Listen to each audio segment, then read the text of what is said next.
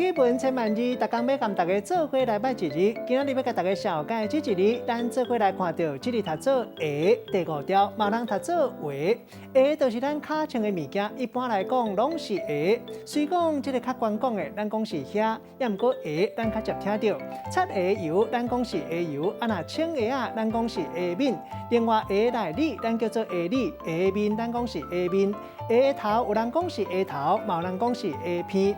另外，菜下面也有下底这个形的物件，咱讲是下皮。另外，衬拖古早嘛有人讲是下拖，卖店咱讲下仔店。较适合运动的，咱讲运动鞋；适合走路走标的，咱讲是步鞋。带大家做伙来小解两个词。头一个读做下杯啊，听起来敢若是咧讲下杯啊，也毋过这个意思是讲一款亲像汤匙啊的家私，穿的时会当较好穿。第二个词读做垫皮鞋，这个意思就是修补皮鞋。古早人讲垫皮鞋食毛，意思就是垫皮鞋这个头路食无，代表讲钱歹赚、歹生活。咱用一句话来举例，甲这两个词夹做伙。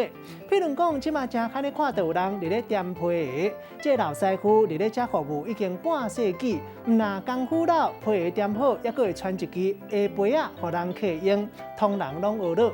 今仔日小解这一日下，提供互大家参考。